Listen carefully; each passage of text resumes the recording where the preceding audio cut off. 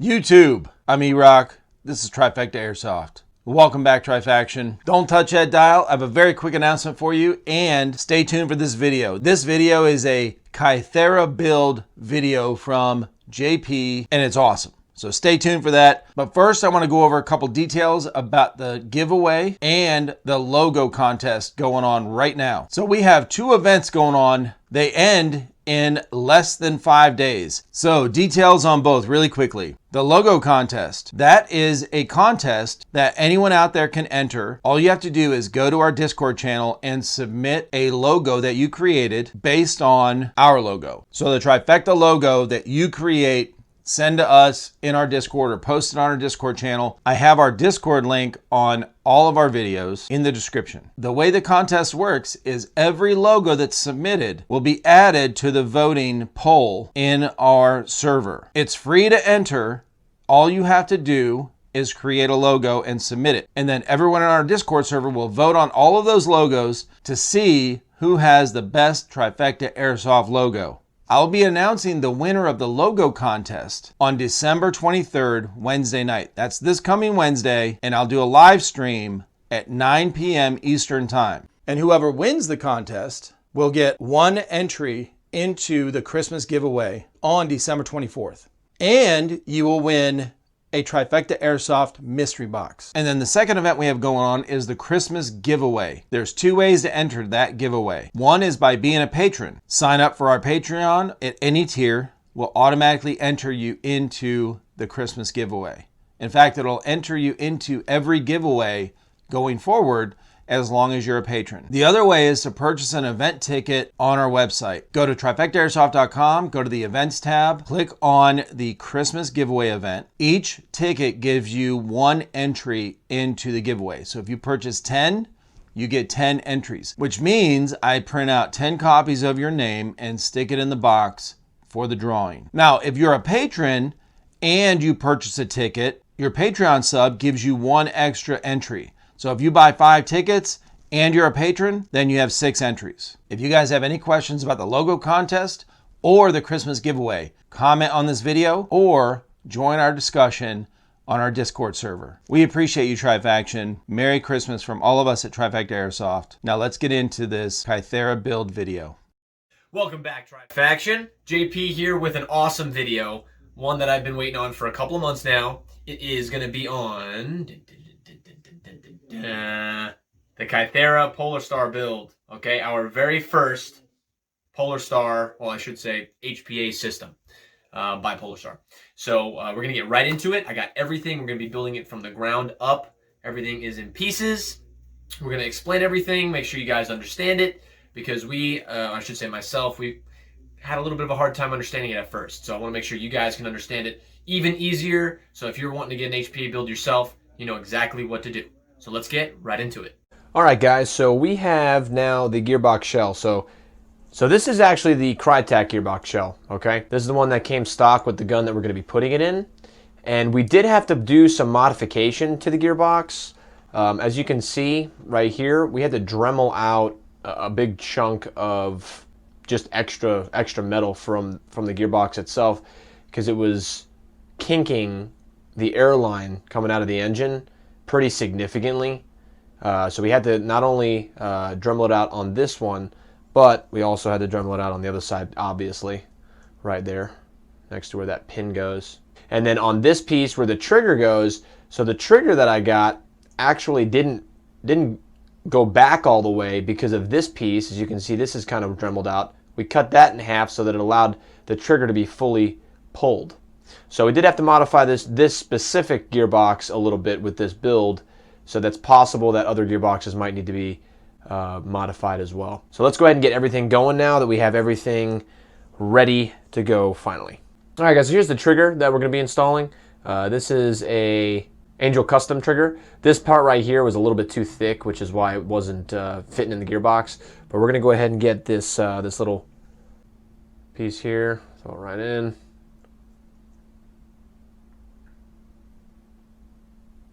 Something like that, okay? And then we're gonna get this pin here.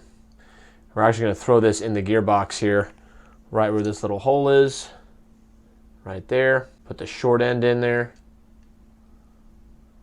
and it's actually you're gonna see it click in there, just like that, okay? So now what we're gonna do is we're gonna get the spring now, and the way the spring sits is that short stubby piece is gonna go right into that small hole there to the right of the middle. There we go, just like that. And so we gotta fit it over this pin and then get that spring to sit just right while we do this, my brothers.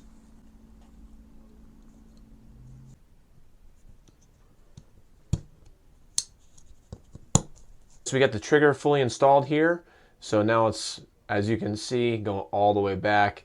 And you can even see right there where we dremeled out.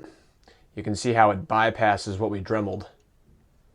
So that way it's basically passing that Dremel spot. So pretty excited, finally got that good and set. So now we're gonna go and throw the actual engine in here. Good old Kythera. This bad boy right here. And we got that heavy weave.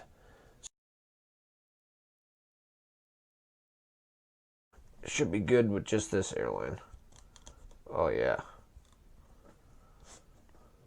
Perfect.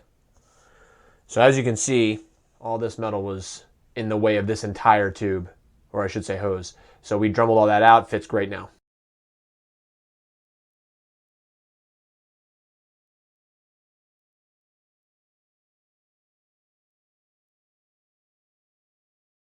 So I just screwed back the whole gearbox.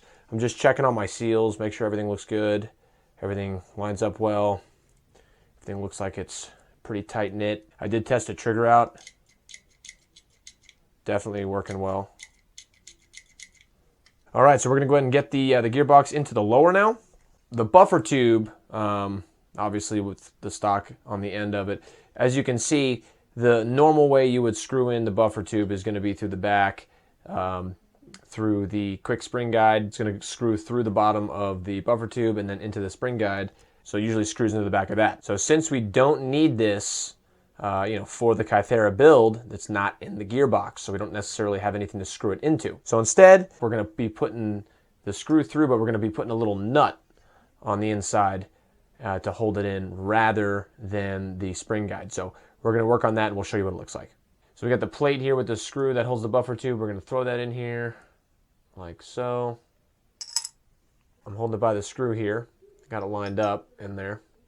So we got the buffer tube on. So as you can see, we used the small nut there to tighten the buffer tube, and it's really tight, like really sturdy. The screw is a little too long. It's getting in the way of the gearbox. Finally got this going. So as you can see, the screw, we went and dremeled it down, and we buffed it up real nice and shiny lack. So what we're going to do now is we're going to throw the gearbox into the lower. And as you can see, right down there is where we're going to feed this little wire here that goes to the Kythera. So real quick, before we get that gearbox in, we forgot to put the sling plate in between the buffer tube and the lower. So we went ahead and took it back off and boom, put that on there. So now that is there. So I'm going to get this trigger reset wire to the Kythera, and I'm going to route it in through that little hole.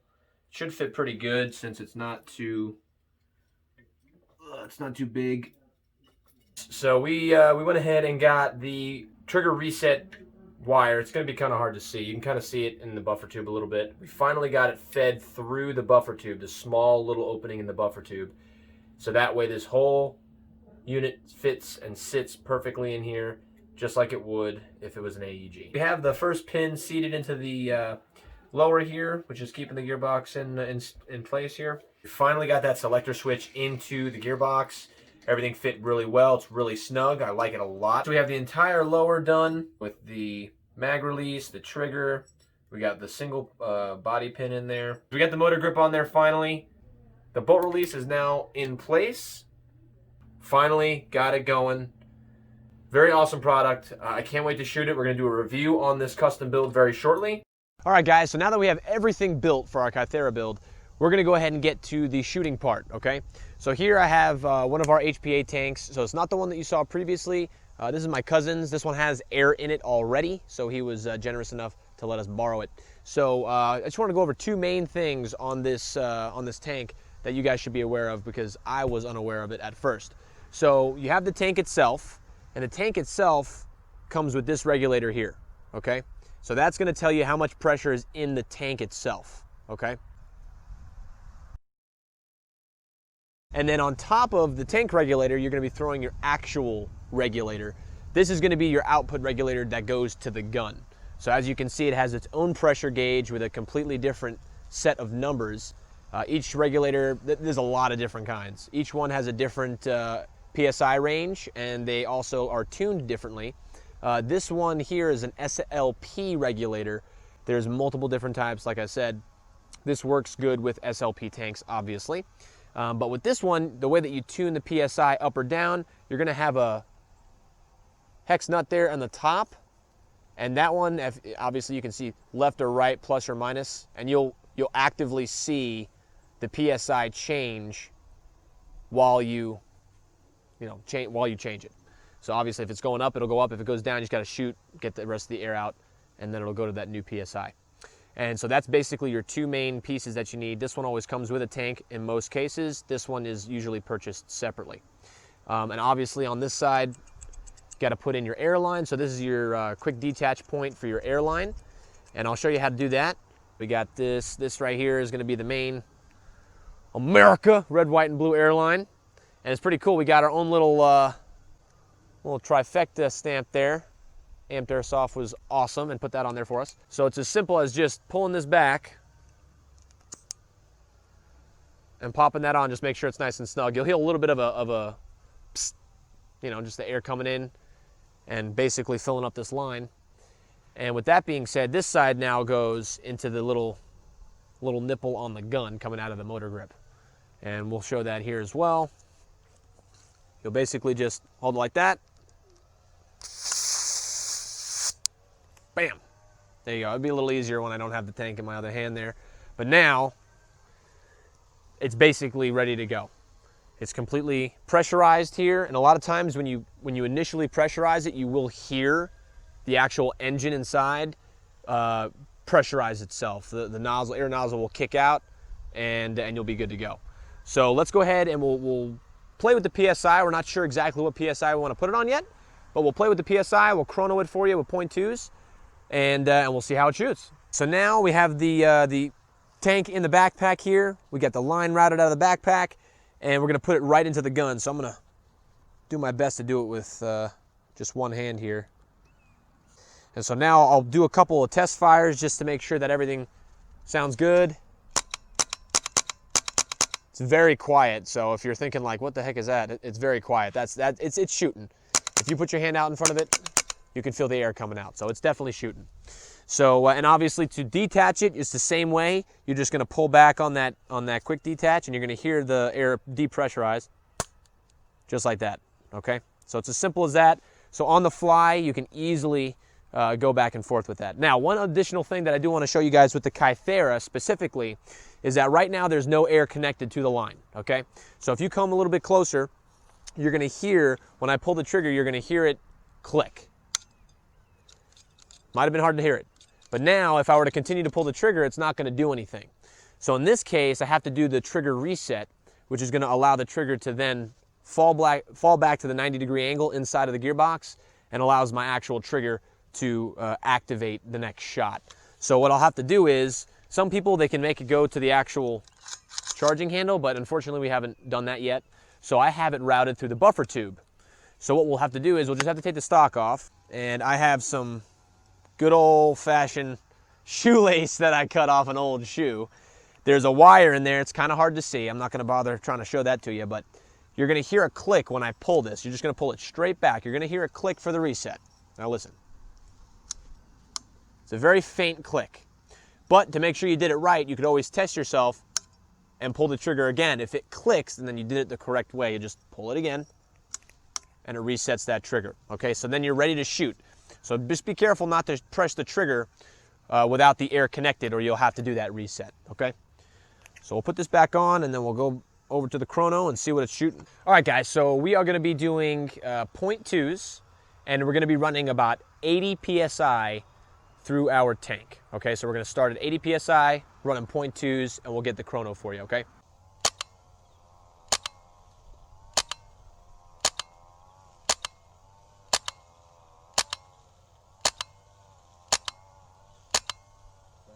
All right, so that was pretty impressive. So we're gonna go ahead and bump it up to 100 PSI and see what our FPS is at 100 PSI.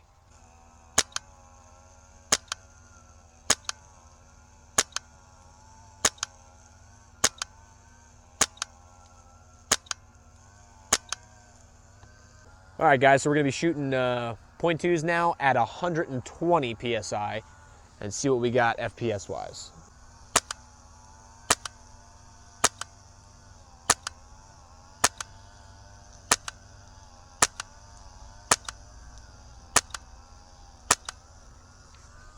So we're doing .2 still with 140 PSI.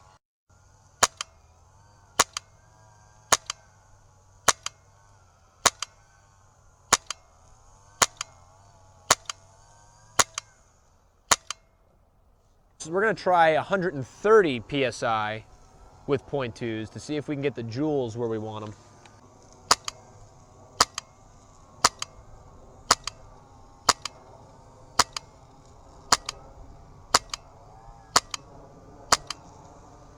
So doing the .2s on the chrono, so we've ranged from 80 PSI, which is very low end, all the way up to 140 PSI. So it looks like the 140 PSI is shooting just a little bit too hot for your standard rifleman roll for most events. You know, you're gonna have a joule limit of about 1.5 joules. It's not necessarily gonna go by the FPS. And so it was shooting about 1.6 plus at 140 PSI.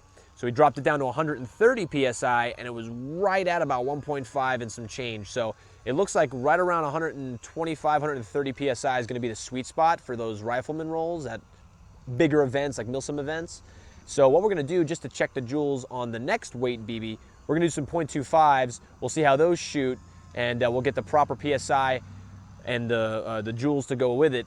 That way you guys know exactly what to put the PSI at the next event you go to. So we're gonna knock out 2.5 BB weight with 140 PSI to see how hot it's shooting.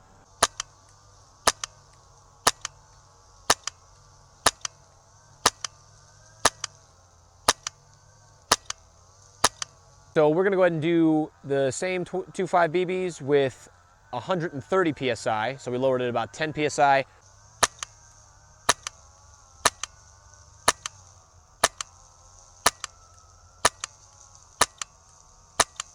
We're gonna go ahead and try the 2.5s at 120 PSI.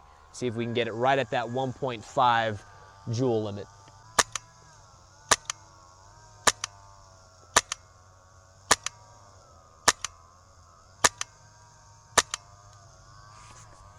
So we did 2 different weight BBs. We had the .2s and then we had the .25s. So it looks like the .2s right at about 130 PSI was right where you want to be with a rifleman roll at the joule limit. And then with the .25s, it looks like 120 PSI is where you're going to want to be for your joule limit. So really pleased. It was feeding really well. We're going to go ahead and do an accuracy test for you right now. I haven't even tuned the hop up or anything, so we'll just see how it is. Just right drop in basically. So let's see how good it goes, and hopefully we get a bunch of bullseyes. I'm gonna run some 2.5s. We're at about roughly 50 feet or so. We're not too far away, but we're gonna give it a shot. This is about average engagement distance, so we'll see how accurate it is. And you do have to cycle a shot before the BB gets loaded into the. So the first shot is nothing. So I'm just gonna make sure it's shooting. Okay.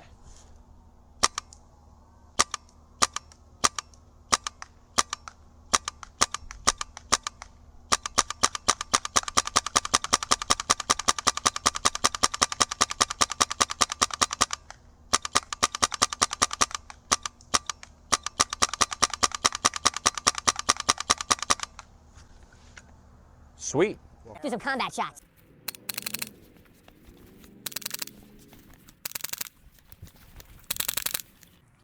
Pretty good flow, even with a backpack on. Sweet, man. Now that is what I consider pretty accurate. Damn, that looks good. This thing is pretty freaking awesome. It is shooting really good. No feeding problems, no problems with the tank, no problem with the airline. Everything is working great. So we're very, very satisfied with this. overall a great build. But remember, you know, what we did was not your typical drop-in. Unfortunately, we did run into some issues. You know, the gearbox that we originally got, which was an A and K gearbox, that one did not want to line up with the selector switch hole with this Krytac lower.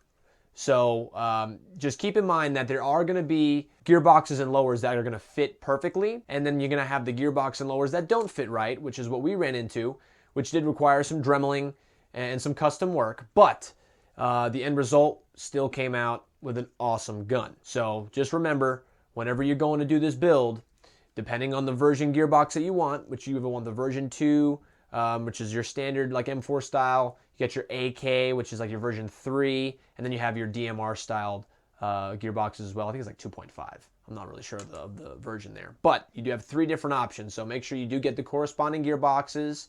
If you do use an already existing gun, like I use my Krytac here, and I also use my Krytac gearbox, that's where I found a little bit of a issue with routing my my airline on the inside. So there might be a little bit of custom work, so just expect you know, a little bit of work that has to be done. And if you don't have to do any work, then excellent. Overall, guys, very satisfied, highly recommend it. It's so far an awesome engine, super simple with all of the functionality. And please, if you have any questions for us, please let us know. We'll be more than happy to answer any. It was an awesome process. But as always, guys, we really appreciate you guys watching and your support. We can't wait to do more builds for you in the future. And as always, go out and get them.